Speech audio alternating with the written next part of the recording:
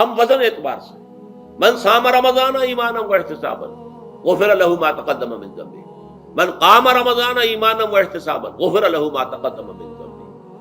اب سوال پیدا ہوتا ہے قیام اللیل سے مراد کیا ہے؟ یہاں پہ میں تراویح کی کا جو پس منظر ہے وہ بیان کر دینا چاہتا ہوں۔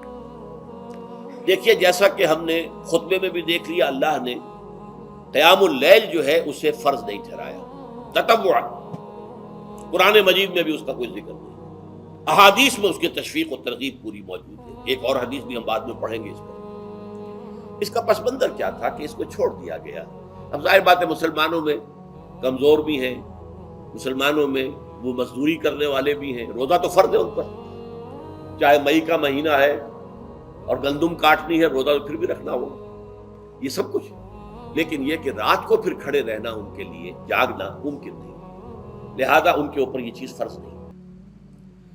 حضور نے تراویح کی نماز یا قیام اللیل نہ اسے فرض قرار دیا، نہ اس کے بعد جماعت کوئی اہتمام کیا مستقل، صرف 3 راتیں آپ نے جماعت کروائی ہے، اس میں 8 رکعتیں آپ نے پڑھی ہیں کہ جو آپ کا معمول تھا تہجد کا وہ پڑھی، اور تہجد کے وقت ہی جماعت کرائیے۔ یہ ہے وہ حدیث۔ اس کے علاوہ کسی نماز تراویح جو ہے جو ہم پڑھتے ہیں 20 رکعتیں عشاء کے ساتھ متصل، اس کا کوئی ذکر نہ دور نبوی میں ہے نہ دور صدیق اکبر میں ہے۔ یہ دور حضرت عمر کی خلافت میں ہوا ہے، اور ہم نہیں کہہ سکتے کتنے سال کے بعد ہوا ہے۔ حضرت عمر رضی اللہ تعالیٰ عنہ کی خلافت کا دور جو ہے وہ تو 10 برس ہے، ہو سکتا ہے 5 برس کے بعد ہوا ہو، 6 برس کے بعد ہوا ہو، 12 ہوا ہے ان کے عہد میں۔ حضرت عمر ایک مرتبہ مسجد میں داخل ہوئے، مسجد نبوی میں، تو دیکھا کہ کچھ لوگ 8 10 12 جو ہیں وہ ایک جو ہے حافظ کے پیچھے کھڑے ہوئے اور قرآن سن رہے ہیں، کچھ دوسرے کونے میں کھڑے ہیں، کچھ کہیں اور کھڑے ہیں، مختلف جماعتیں ہو رہی ہیں۔ تو انہوں نے سوچا کہ کیوں نہ ان سب کو ایک امام کے پیچھے جمع کر دیا جائے، اور اس کے لیے لوگوں کی سہولت کے لیے عشاء کے ساتھ متصل رکھ دیا جائے، اس لیے کہ تہجد کے وقت اٹھنا جو ہے وہ تو ہر کس و ناقص کا کام نہیں ہے، کہ عشاء کے بعد اگر تھوڑا سا اضافی وقت ہو صرف تو یہ ہر شخص کر لے گا، مزدور بھی کر لے گا۔ لہذا آپ نے یہ نظام تجویز فرمایا کہ عشاء کے متصلاً بعد 20 رکعت نماز پڑھی جائے اور ایک امام کے پیچھے پڑھی جائے۔ یہ گویا کہ اجتہاد ہے حضرت عمر رضی اللہ تعالی عنہ، اس کو آپ نے خود بدعت بھی قرار دیا ہے، لیکن بدعت حسنہ۔ بدعت کس اعتبار سے؟ لغوی اعتبار سے، نئی بات، اس لیے کہ حضور کے زمانے میں نہیں تھی، تو یہ اس طریقے سے ایک نئی بات ہے، لیکن یہ بات چونکہ بہت اچھی ہے، بہت عمدہ ہے۔ آپ جب یہ نظام چل پڑا تو ایک دن مسجد میں آئے، دیکھا کہ بڑی بھری مسجد ہے، صحابہ کھڑے ہیں اور ایک امام کے پیچھے قرآن سن رہے ہیں۔ آپ نے فرمایا نعم البدعۃ ھذہ، یہ جو ہم نے نئی بات شروع کی ہے یہ بہت اچھی ہے، بہت عمدہ ہے۔ اب یہاں سے فرق واقع ہو گیا ہے۔ ایک تو اہل تشیع جو ہے وہ تو ویسے ہی حضرت عمر سے بہت دشمنی رکھتے ہیں، عناد رکھتے ہیں، تو حضرت عمر کے اجتہادات سے انہیں نفرت ہے، انہیں دوری ہے، چاہے وہ کوئی سا بھی حضرت عمر کا اجتہاد ہو۔ ہمارے ہاں اہل حدیث حضرات بھی در حقیقت حضرت عمر یا کسی اور خلیفہ راشد کے فعل کو وہ سمجھتے ہیں کہ یہ ایگزیکٹو آرڈرز ہیں، یہ ہمیشہ کے لیے نہیں ہے۔ حضرت عمر نے اپنے دور میں ایک نظام قائم کیا، ان کے دور کے لیے ٹھیک تھا، یہ ہمیشہ کے لیے نہیں۔ ہمیشہ کے لیے وہ 8 ہی رکعتوں کے قائل ہیں، وہ تہجد والے، لیکن اس میں بہرحال انہوں نے بھی خود یہ اضافہ کیا ہے کہ وہ 8 رکعتیں وہ عشاء کے ساتھ متصل پڑھتے ہیں، تہجد کے وقت تو نہیں پڑھتے۔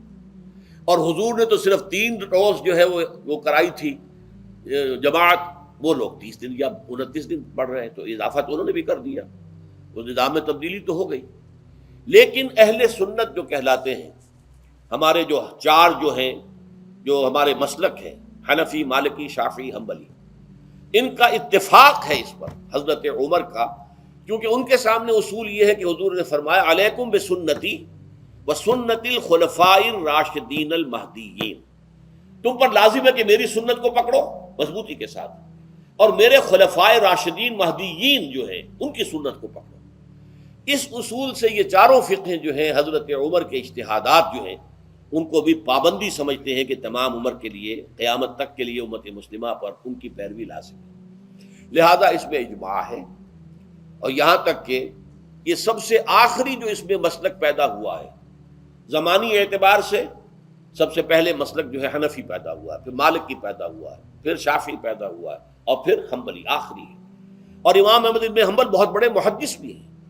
مسند احمد ابن حنبل جو ہے وہ بہت بڑی کتاب ہے، بہت اہم کتاب ہے، جامع کتاب ہے۔ تو ان کے ہاں بھی 20 رکعتیں ہیں۔ چنانچہ حرمین شریفین میں، سعودی عرب میں، مکے اور مدینہ منورہ میں جو نماز تراویح ہوتی ہے اس کی 20 رکعتیں ہیں، لیکن اہل حدیث حضرات جو ہیں وہ اس 8 کے اوپر اکتفا کرتے ہیں۔ بہرحال یہ ایک اختلاف ہے جو میں نے اس کا پس منظر بیان کر دیا۔ لیکن اس 20 رکعت نماز سے ادا کرنے سے، جو کہ زیادہ سے زیادہ 50 منٹ یا 1 گھنٹہ لگتا ہے، اس سے وہ قیام اللیل کا حق ادا نہیں ہوتا۔ قیام اللیل کا تو کچھ اور ہی تقاضا ہے۔ قیام کسے کہتے ہیں؟ یہ سورہ مزمل سے واضح ہوتا ہے۔ یا ایھا المزمل قم اللیل الا قلیلا نصفہ او انقص منہ قلیلا او زد علیہ ورتل القرآن ترتیلا۔ آدھی رات یا آدھی رات سے کچھ کم، یعنی تہائی رات، یا آدھی رات سے کچھ زائد، 2/3 رات، یہ ہے قیام اللیل۔ چنانچہ سورہ مزمل ہی کی آخری آیت جو دوسرا رکوع مشتمل ہے جس پر، اس میں صاف کہہ دیا گیا ان ربک یعلم انک تقوم ادنی من ثلثی اللیل ونصفہ وثلثہ وطائفۃ من الذین معک۔ اے اللہ کے نبی، اللہ خوب واقف ہے کہ آپ بھی اور آپ کے ساتھ ایک جماعت بھی رات کو کھڑی رہتی ہے، 2/3 رات یا آدھی رات یا 1/3 رات۔ تو یہ سارا معاملہ جو ہے قیام اللیل کا، گویا کہ کم سے کم 1/3 رات پر اس کا اطلاق ہو سکے گا، یہ نہیں کہ 1 گھنٹے۔ اب اس کے ضمن میں دیکھیے حدیث پڑھیے، تیسری حدیث ہے ان عبداللہ ابن عمرو ابن العاص رضی اللہ تعالی عنہ۔ یہ وہی عبداللہ ابن عمرو ہے جن کی میں نے آپ کو حدیث پہلے سنائی ہے۔ یہ ساری رات کھڑے رہتے تھے، پوری رات، اور ہر روز روزہ رکھتے تھے، جس پر حضور نے منع کیا، لا تفعل، مت کرو ایسا۔ رضی اللہ عنہما، یہ خود بھی صحابی ہیں اور ان کے والد عمرو بن العاص بھی صحابی ہیں۔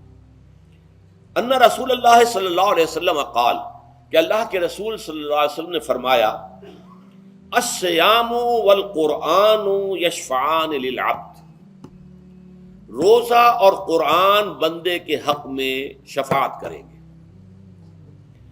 یقول الصیام، روزہ یہ عرض کرے گا اللہ کی جناب میں، اے رب پروردگار، انی منعتہ الطعام والشہوات بالنہار، میں نے تیرے اس بندے کو دن کے دوران کھانے پینے سے اور اپنی شہوت کا تقاضا پورا کرنے سے روکے رکھا، یہ میری وجہ سے روکا رہا، تو میری شفاعت اس کے حق میں قبول فرما، فشفعنی فیہ، میری شفاعت اس کے حق میں قبول فرما۔ ویقول القرآن، قرآن کیا کہے گا؟ منعتہ النوم باللیل، میں نے اسے رات کے وقت سونے سے، نیند سے روکے رکھا، فشفعنی فیہ، تو اس کے حق میں میری شفاعت قبول فرما۔ حضور فرماتے ہیں فیشفعان، ان دونوں کی شفاعت قبول کی جائے گی۔ یہ ہے قیام اللیل۔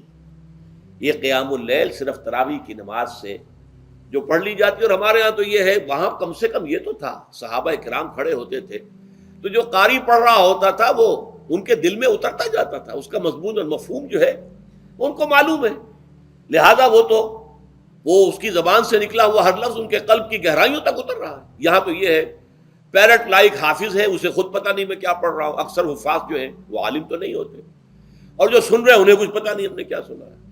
تو ٹھیک ہے، کم سے کم ثواب تو انہیں ملے گا کہ انہوں نے وقت نکالا ہے، 1 گھنٹہ ہی اضافی صحیح، لیکن بہرحال اس کا وقت تو انہوں نے نکالا ہے، محنت کی ہے، کھڑے رہے ہیں، ثواب ملے گا۔ لیکن جو مقصد ہے وہ حاصل نہیں ہوتا۔ اس مقصد کے حصول کے لیے اول تو قیام اللیل کی کم سے کم مدت 1/3۔ اگر کوئی شخص فرض کیجئے کہ اس کے ہاں کوئی اور انتظام نہیں ہے، جیسا کہ ہمارے ہاں ہم نے انتظام کیا ہے، بڑے بڑے شہروں میں دورہ ترجمہ قرآن، اس میں ہمیں 5 گھنٹے لگ جاتے ہیں، نصف شب کے قریب تری جو ہے معاملہ ہو جاتا ہے۔ اس میں کیا ہوتا ہے کہ ہر 4 رکعت سے پہلے جو اس کے اندر پڑھا جانا ہے حصہ قرآن کا، اس کا پہلے ہم مطالعہ کرتے ہیں بیٹھ کر، ترجمہ اور کچھ موٹے موٹے نکات کی جو ہے وضاحت، پھر کھڑے ہو گئے اور قاری صاحب کے پیچھے 4 رکعتوں کے اندر وہ 4 رکوع یا جتنے بھی ہیں پڑھ لیے، سن لیے، پھر بیٹھ گئے 4 کے بعد پھر اگلی 4 رکعتوں کے اندر جو کچھ پڑھا جانے والا ہے اس کا ترجمہ، اس کی تفہیم ہو گئی، پھر کھڑے ہو گئے، پھر سن لیا۔ اس طریقے سے 5-6 گھنٹے میں تراویح ختم ہوئی، تو تراویح بھی ہو گئی، حضرت عمر کے اجتہاد پر عمل بھی ہو گیا، 20 تراویح ہو گئی، لیکن یہ ہے کہ اس کے ساتھ جو اصل غرض و غایت ہے قیام اللیل کی وہ بھی حاصل ہو گئی۔ یہ ہم نے 17 سال پہلے شروع کیا تھا یا 18